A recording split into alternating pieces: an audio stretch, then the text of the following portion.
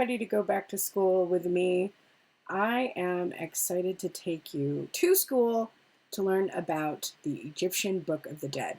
What it is not, what it is, who found it, all of that good stuff. Well, who found it, who brought it to light, who made it popular. Let's put it that way, because it actually wasn't the person who found it that made it popular. So let's get started. If you don't know who I am, I'm Pearl from Pearl and the Prayers, which is a cool band that is releasing an EP on Friday. So go check that out if you're interested in my music. Click that link in my profile and you can find out all about my other life. But now I am finally achieving the pinnacle of success by reincorporating all of the academic interests that I have held over the years in tandem with music. I've been having to go back and forth, and now I can finally honor this part of my life, which is something I'm very excited to do with you. If you would like access to the PDFs that accompany this class, go to the description box below. Follow me at passes.com/pearlsprayers, and when you become a subscriber, you'll have instant access to these PDFs and other extended content that's there. It is a really great way to support my channel and support my ability to continue to bring you interesting topics like this one. So let's talk about the Egyptian Book of the Dead specifically. Let's also turn the sound off on my phone so it's not interrupting. Okay. So just to give you a sense of how really, truly old these things are, the oldest religious texts in the world that were found inscribed inside the pyramids at Saqqara date back to around 2400 to 2300 BCE, which would have been the Old Kingdom. After the pyramid texts, we have the coffin texts, which appeared during the first intermediate period and Middle Kingdom, around 2100 to 1600 BCE. And then finally, the Book of the Dead. And this collection of spells and incantations dates back to the New Kingdom around 1550 BCE. And to put that into context with the Hindu Vedas, the Rig Veda, which is the oldest of the Vedas, was composed in an oral tradition first and then later written down. And that supposedly dates to around 1500 to 1200 BCE. The Sama Veda, the Yajur Veda, and the Atharva Veda were composed later, during the later Vedic period, around 1200 to 800 BCE. So the pyramid texts, the coffin texts, and the Book of the Dead predate the later Vedas. And therefore, the earliest Egyptian sacred texts predate the earliest Hindu Vedas by several centuries, actually. So these are the oldest sacred texts that we can find out there. Just to give you a sense of all of the dynasties that occurred from circa 3100 to Cleopatra's rule, I have included a list of all of them. So the first dynasty, in the early dynastic period, the notable ruler would have been Narmer or Menes, who was the unifier of Upper and Lower Egypt. That would have been 3100 to 2686 BCE. And then Cleopatra the 7th, that would have been the 32nd dynasty, circa 332 to 30 BCE. So this stuff is old. It is old, but I heard once that Cleopatra is actually closer in history to the iPhone than she is to the early dynastic period of Egypt. Isn't that crazy? It's such a weird, insane fact. Okay, so what is the Egyptian Book of the Dead? First, let's start with what it isn't, okay? So according to Dr. Foy Scaff, who's the University of Chicago PhD, who composed the foreword to this edition, which would be the first Clydesdale Press 2021 edition. And I will include a link if you want to purchase this one for yourself, or you can probably also get it at the library. And this edition is an edition of the EA Wallis Budge translation, this guy right here, which was originally published in 1895 by the Order of the Trustees of the British Museum. What this book is not is, it is not a book. in that it is not a distinct narrative telling a distinct narrative composition telling a single story, and it is not about death. But what it is, what the Egyptians would have referred to it as, would simply be the spells of going out into the day, and it would be referring to the soul's journey from the tomb at dawn. And they would have used the plural word for spells, and then their word for papyrus scrolls, which was book of going out in the day. So they really wouldn't have given this any kind of special title at all. Even individual spells or incantations were often referred to as spells of going out in the day. So they didn't have a special fancy title for this. We have the title, and we have this title thanks to EA Wallis Budge. But it would be more accurate to understand these texts to be a collection of spells that were written on any available surface, including walls, stelae, which is like a stone or wooden slab that's generally longer than it is wide, coffins, mummy cloth, and even a heart scarab beetle that was found in a tomb, and then finally on papyrus. And E.A. Wallis Budge refers to this as the Papyrus of Ani, which was acquired by the trustees of the British Museum in the year 1888, is the largest, the most perfect, the best preserved, and the best illuminated of all the papyri, which date from the second half of the 18th dynasty, about BC, for us it would have been BCE, 1500 to 1400. So that's how he opens his little introduction to the Book of the Dead. But let's talk about this little thing he just kind of slides over here, which he says, which was acquired by the trustees of the British Museum, because the way that it was acquired really wasn't so, how do we want to put this? On the up and up, I guess we should say. He is a pretty controversial figure, and part of the controversy surrounding him has to do with how he acquired things like this papyrus. But first, let me tell you a little bit about who E.A. Wallis Budge was, so you're not in the dark about him. Who he was. So, his full name was Sir Ernest Alfred Thompson Wallis Budge. He was born on July 27th, 1857 in Bodmin, Cornwall, England, and he died on November 23rd, 1934 in London, England. He was born to a humble family in Cornwall, and he showed an early interest in languages and ancient cultures. He studied at Cambridge University, where he specialized in Semitic languages, including Hebrew and Arabic. I've been studying Arabic for over a year now, and I haven't even fully learned the entire alphabet. So, not for the faint of heart. Okay, he joined the British Museum in 1883 as an assistant in the Department of Oriental Antiquities. And he became the keeper of Egyptian and Assyrian Antiquities in 1894, which was a prominent position that he held until his retirement in 1924. He conducted numerous expeditions to Egypt and the Middle East to acquire artifacts for the museum, and often under really challenging conditions. He makes me think of like where the stories for Indiana Jones came from, which, I know I'm dating myself because those were movies from my childhood, and they don't necessarily translate well to a modern audience because there's a lot of really controversial aspects to them. But that really makes me think of Budge, and honestly how Budge would have thought of the other cultures that he was just going in and stealing things from. Did I say stealing? Because he was definitely doing that. I forgot to wear my ring, my power ring. Okay, so yeah, so he did acquire these things under challenging conditions, and I'm actually going to give you a little taste of that in just a moment. But let's make note of his notable contributions, I guess.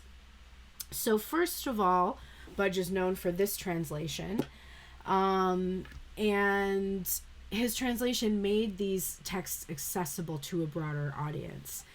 And even though he is criticized for some of his inaccuracies, a lot of that comes from the fact that he was very prolific and did these things very quickly. He used a glossing system, and a gloss is basically a system in translation that shows the original text and then how the translator is coming up with his translations. And Budge's translations were, keep in mind, he was white and Christian, and so his translations were filtered through that. Like, you can't, anything that you're doing in the world is going to be filtered through your life experiences, your beliefs that you have, etc. Unless you're very good at dismantling those, you're going to carry those into anything you're doing. He definitely was not good at dismantling those.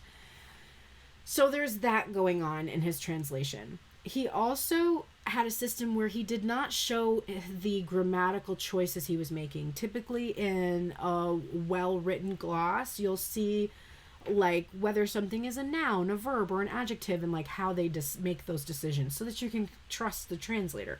But Budge didn't bother with that stuff, which is how he got so many things translated so quickly. And, you know, looking back, we can say, well, you know, he wasn't super accurate, but we could also say, yeah, well, if he hadn't have done that, we might have not seen any of the texts that we now know about, because a lot of the other translators were working much slower, and they didn't have the savvy that Budge had, because Budge knew, he definitely knew, that calling this text the Book of the Dead, when that is not actually an accurate description of it, would make it sexy enough for people to even care.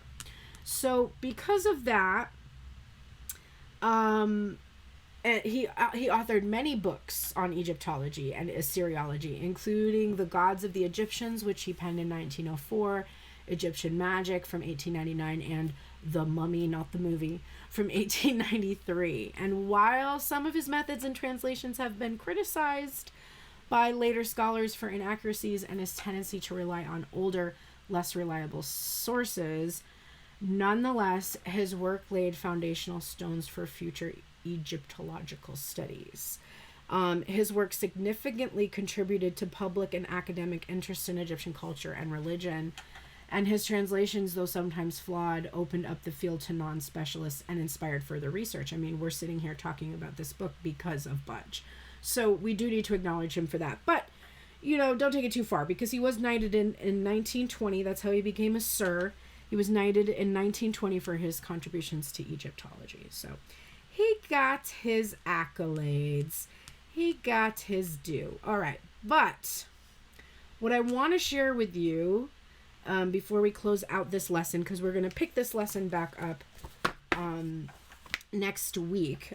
But before we do that, I just want to share with you some direct quotes from the foreword that will give you much more insight into the scandal surrounding this acquisition.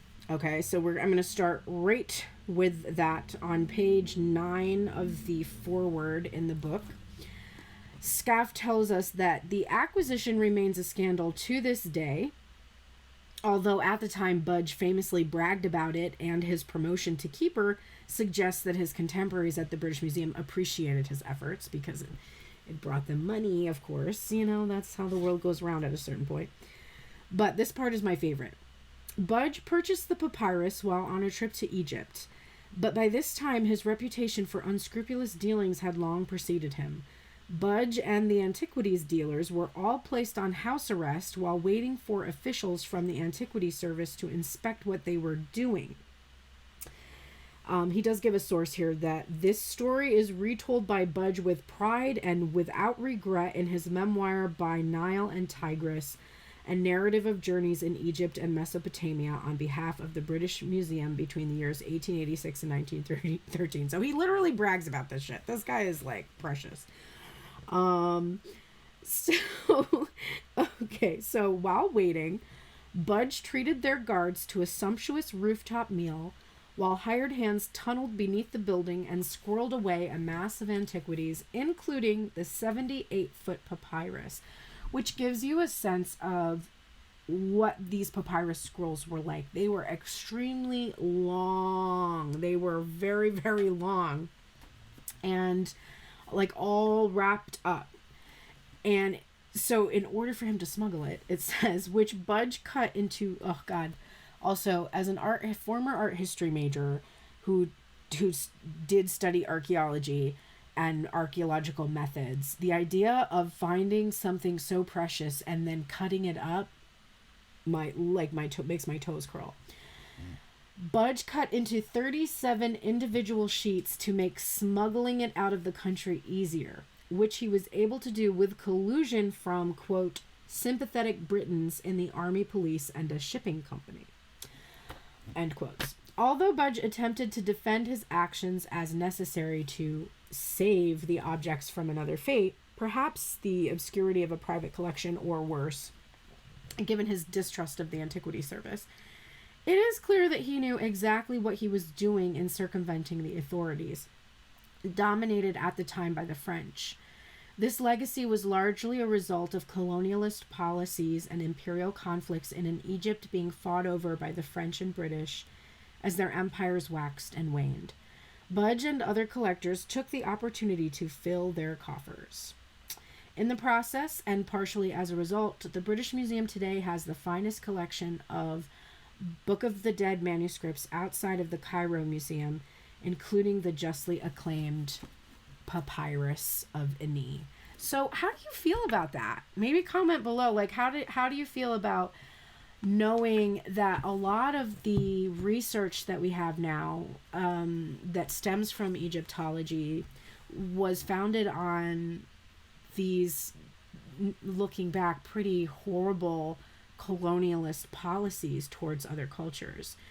And as I was reading through the introduction sections, which are quite extensive, so if you, just to give you a sense, the actual translation, if you're kind of overwhelmed by how big this book is, the actual translation of the Book of the Dead is only this short part here at the end. It does have a lot of good source notes on it. It includes often the hieroglyphics too. I mean, for those of you well versed in hieroglyphics, you can check the translations yourself. But it's actually quite short. It's not very long. What we have before it is that gloss that I was talking about, where he will put the hieroglyphics and then he will put his, basically the words that he translates these to. So you can read, if you want to read it like this, you can. It is kind of difficult to understand. It's much easier to understand in the end here when you're actually reading the official translation that he would have intended lay people to read. But this is basically to cover his bases and show other scholars of hieroglyphics how he chose to interpret this. And that is quite a long section of this book. But before we even get to that gloss I'm talking about, we have quite a few sections which I highly recommend reading if you're interested in getting that really deep perspective. But keeping in mind as you're reading that this is written by somebody who is inherently, honestly, racist, a colonialist and a racist. I have some little scathing notes written here and there, like, I get heated, let me tell you, whenever they have these opinions which are clearly very, very, very prejudicial. But those introductory parts, you'll see much more of what I mean by this idea that a lot of the research that we have on these topics are so informed by someone who was pretty closed-minded when it came to other cultures and looked down upon them. And so we probably lose nuance, like we maybe have invalidated some of the things that these cultures would have been teaching us, like true wisdom. We look at it as not wise because these are the people who were first basically telling us how to look at these texts. And that's one reason why I want to go back and use this actual translation, because you might say, well, if you know that about this, why would you want to use it? And it's because even though I know that there are inaccuracies in his translation and that he was looking at it in this way that isn't really in alignment with how I would look at Egyptian culture, I have to understand that anything that came after would be based there. so that I can dismantle some of those beliefs and ideas about Egyptian culture in order to form new ones. And that's an important part of understanding these, I guess, classical traditions. I went to a jazz school. I went to Berklee College of Music for electronic production and sound design. And I grew up learning classical piano, although I didn't have like a super rigorous classical theory education. I still grew up with classical music. And classical music, it is really, really wonderful to have learned those techniques, styles, rules before you try to break them, because you have much more of an appreciation for the deviation that you're taking when you decide to go in a new direction than you would without it. So I kind of feel it applies the same way to this Egyptian Book of the Dead. But thank you so much for attending my class today. I'm trying to keep these classes like small, digestible. I know our attention span isn't what it used to be, but I will be back next week with some more for you about this book. If you do not want to wait and you just want to talk more about this, you can join me tonight with the rest of us as we discuss this book at the, I guess we're calling it the meeting of the Society for the Study of the Intuitive Arts and Sciences. And that's happening on Wednesday nights at 10:30 p.m. Eastern Standard Time. It is the seed for my society that I want to found, which hopefully will have an actual center so that at some point in time we can attend these classes IRL if we decide, because there's something very special about gathering together with books and pens and notepads. And I look forward to that. And I have chosen my location already, and I'm manifesting it hard. So thank you so much for being here with me today. I hope you enjoyed this, and I will see you next week. Take care.